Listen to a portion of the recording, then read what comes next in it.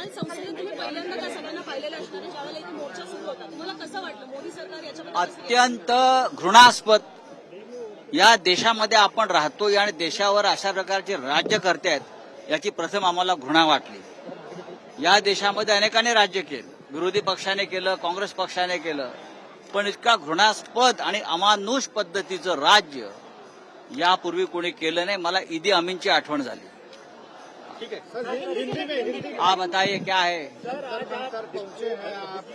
यहाँ से जंतर मंतर से जो आग लगी है वो देश हित की आग है, राष्ट्रहित की आग है, वो अब बुझेगी नहीं. देश के युवा है, अभिजीत है, वांगचूक जो अस्पताल में है, फिर भी कल के आंदोलन के बाद भी हजारों की संख्या में आज युवा यहाँ इकट्ठा हुआ है.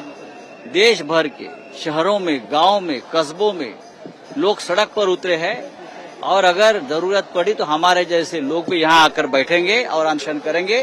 मैं आपको अभी बताता हूँ, हमको मरने का डर नहीं है, न जेल का डर है. ठाकरे बंधु है, उसको लेकर के आपकी क्या प्रतिक्रिया है? नहीं, क्या है, अमित शाह ने या और जो उनको मंत्री है अपने आंख के सामने अपने बेटे को लाइए, जय शाह को लाइए. अगर उनको ये इतनी पिटाई होती तो उनको क्या लगता? धर्मेंद्र प्रधान की बेटी की पिटाई होती तो क्या लगता? बाकी मोदी जी की बात तो छोड़ दीजिए, लेकिन जिनको बच्चे हैं, आज समझ लो ये हमारे बच्चे हैं, सब देश के बच्चे हैं. वो आपके बच्चे नहीं, आप सत्ता पे बैठे हो. दहशतवादी म्हटलं जातं तरुणांना. ठाकरे बंधूंनी पाठिंबा देऊन अशा पद्धतीने कोण दहशतवादी? कोण दहशतवादी? तरुण आंदोलन हे दहशतवादी. याच मुलांनी तुम्हाला सत्तेवर आणलंय. नरेंद्र मोदी, ही जी मुलं आहेत ना, यांनी तुम्हाला 12 वर्षापूर्वी सत्तेवर आणलेली ही मुलं आहेत सगळी. लक्षात घ्या. कधी काळी ही मुलं सुद्धा तुमची भक्त झाली होती सुरुवातीला. आज या सगळ्या मुलांनी तुमच्या विरुद्ध बंड पुकारलेला आहे. त्यांना तुम्ही दहशतवादी म्हणता का? बंड पुकारलाय. ये बागी है, ये टेररिस्ट नहीं है. अभिजीत दिपके आणि सोनम वांगचूक यांच्या आंदोलनाला पाठिंबा दिला. सगळ्यात शिवाई पार्कला जी परवा एक रॅली घेतली तरुणांची, ती अक्षरशः डोळे दिपवणारी होती. काल सुद्धा मुंबईत मोठ्या प्रमाणामध्ये तरुण जमले. पुण्यामध्ये, नागपूरला, देशाच्या कानाकोपऱ्यामध्ये या ठिणग्या पडताना दिसत आहेत. एक लक्षात घ्या, काल जो प्रकार दिल्लीच्या रस्त्यावर झाला तो हुकुमशाहीलाही लाजवणारा होता. संध्याकाळी काल मी इथे येऊन गेलो, इथे सामसूम होती, हे मंडप सुद्धा काढला होता, स्टेज तोडला होता, माईक तोडला होता. आज परत या मुलांनी सगळ्यांनी हे उभं केलंय.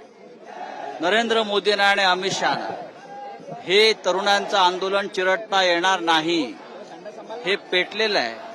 आणि तुम्ही त्यात जास्त तेल टाकायचा प्रयत्न कराल तर हे सरकार जळून खाक झाल्याशिवाय राहणार नाही. एवढंच मी सांगतो. आम्ही सगळे उद्या वेळ पडली ते इथून बसू. आम्ही सगळे, आणि आम्हाला तुरुंगात जायचा अनुभव आम्हाला चांगला आहे. आम्ही तुरुंगाला घाबरत नाही, आम्ही तुमच्या बंदुकीच्या गोळ्यांना घाबरत नाही. देशात आजही या देशासाठी मरणाऱ्यांची संख्या फार मोठी आहे, त्यात आम्ही आहोत. काल संसदेत तुम्ही पहिल्यांदा त्या सगळ्यांना पाहिलेलं असणार आहे, ज्यावेळेला इथे मोर्चा सुरू होता. तुम्हाला कसं वाटलं मोदी सरकार याच्यामध्ये अत्यंत घृणास्पद. या देशामध्ये आपण राहतोय आणि देशावर अशा प्रकारचे राज्य करतायत याची प्रथम आम्हाला घृणा वाटली. या देशामध्ये अनेकांनी राज्य केलं, विरोधी पक्षाने केलं, काँग्रेस पक्षाने केलं, पण इतका घृणास्पद आणि अमानुष पद्धतीचं राज्य यापूर्वी कोणी केलं नाही. मला ईदी अमीनची आठवण झाली.